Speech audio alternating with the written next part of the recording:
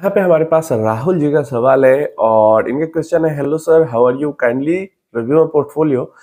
इन्होंने फंड्स रखे हुए टोटल 6, जिसमें 9 लाख रुपीज इन्वेस्टमेंट कर चुके हैं एंड 10,000 रुपीज की एसआईपी जा रही है। फंड्स के नाम है SBI Nifty 500 index fund, SBI Contra fund, SBI energy opportunity fund, SBI mid cap fund, SBI flexi cap fund and SBI small cap fund. तो सब में पैसा डाला हुआ है, सिर्फ स्मॉल कैप फंड में एसआईपी चल रही है।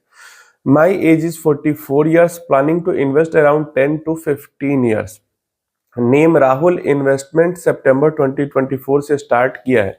तो जस्ट 2-3 महीने पहले से स्टार्ट किया, और क्योंकि सितंबर 2024 में मार्केट पीक पे थी, तो हो सकता है अभी आपका जो इन्वेस्टमेंट है वो थोड़ा बहुत लॉस में शो कर रहा हो। जैसे 9 लाख रुपए आपने डाले हैं तो ऑलमोस्ट हो सकता है 30-40 हजार रुपए, ज्यादा से ज्यादा 30-40 हजार रुपए हो सकता है आपको अभी लॉस में शो कर रहा हो ओवरऑल पोर्टफोलियो पे। लेकिन इससे डरने की बात नहीं है। लॉन्ग टर्म में ये लॉस नहीं रहने वाला है, ये शॉर्ट टर्म का लॉस है, ठीक है, जो कि लॉन्ग टर्म प्रॉफिट में कन्वर्ट होगा और पैसा धीरे धीरे करके बढ़ता जाएगा। जो इस पोर्टफोलियो के अंदर कुछ गलतियां मुझे दिख रही है उसकी हम यहाँ पे बात कर लेते हैं। जैसे आपने इन्वेस्टमेंट किया है एसबीआई निफ्टी 500 इंडेक्स फंड में।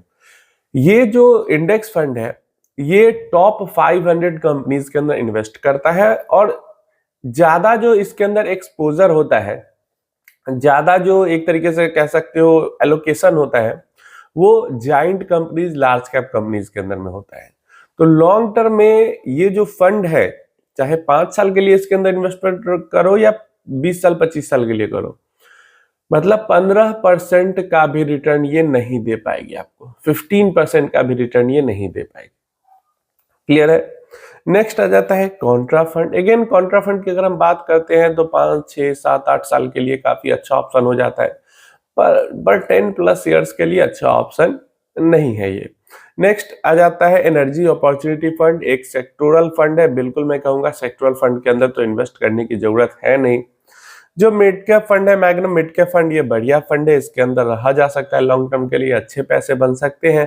Then again flexi cap fund आता है, लॉन्ग टर्म तक इन्वेस्टेड रहने की जरूरत है नहीं। फ्लेक्सी कैप 5, 6, 7 ईयर्स के लिए अच्छी चॉइस हो सकती है, लेकिन 15 ईयर्स के लिए एक फ्लेक्सी कैप फंड अच्छी चॉइस नहीं हो सकती। देन हमारे पास आ जाता है स्मॉल कैप फंड, जो बहुत बढ़िया चॉइस है।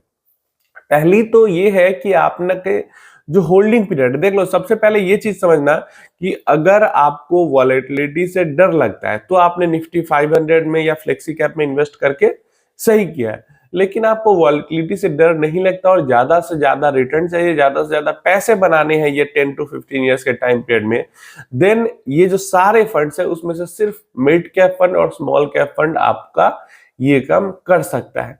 तो पहली तो ये गलती है इस पोर्टफोलियो के अंदर कि जो कैटेगरी है, जो टाइम पीरियड होल्डिंग पीरियड के अकॉर्डिंग सही कैटेगरी है उसमें इन्वेस्ट किया है, उसके अलावा बाकी सारे कैटेगरी में इन्वेस्ट कर लिया एक लाइन से। ये गलती किया गया है यहाँ पे।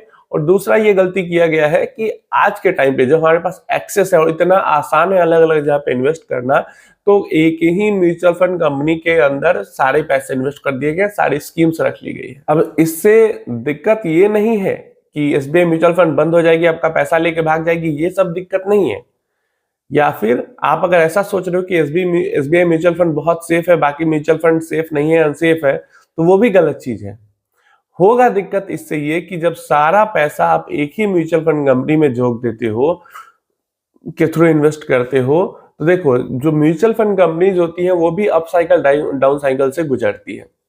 जो उनके इन्वेस्टमेंट होती है वो हमेशा अच्छा करती नहीं रहती है। तो किसी 2-3 साल तक का टाइम पीरियड बहुत बढ़िया जाता है, किसी 2-3 साल का बहुत खराब जाता है, किसी 2-3 साल का एवरेज जाता है। तो अलग अलग म्यूचुअल फंड, मान लो जैसे 4 फंड है, अगर 4 फंड या 5 फंड रखे हैं और 2-3 म्यूचुअल फंड कंपनी के फंड्स हैं मिला के, तो एक का समय खराब जाएगा, दूसरा सही चलता रहेगा, तीसरा सही चलता रहेगा, या 2 खराब जाएगा, एक सही चलता रहेगा। लेकिन एक ही के अंदर रहने में दिक्कत ये होगा कि पोर्टफोलियो बहुत ज्यादा साइक्लिकल हो जाएगा, ठीक है। और अच्छे फंड्स रखने के बावजूद पोर्टफोलियो साइक्लिकल होगा तो मतलब वॉलेटाइल होगा, तो ये थोड़ी सी दिक्कत आ जाती है।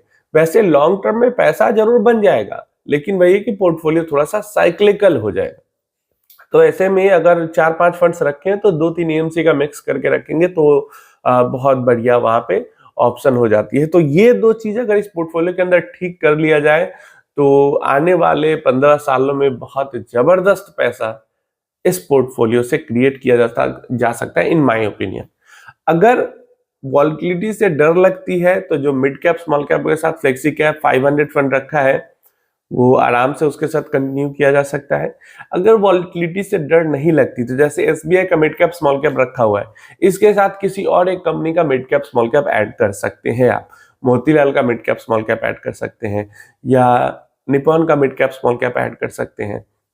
मतलब किसी भी, या फिर स्मॉल कैप मान लो एडलवाइज का ऐड कर लेते हैं, मिड कैप मोतीलाल का ऐड कर लेते हैं, स्मॉल कैप क्वांट का ऐड कर लेते हैं, मिड कैप निपॉन का ऐड कर लेते हैं। ऐसे करके 4 फंड्स का अच्छा पोर्टफोलियो क्रिएट करके लॉन्ग टर्म बहुत बढ़िया पैसा बनाया जा सकता है। बस इस चीज का यहाँ पे ध्यान रखना चाहिए इन माय ओपिनियन।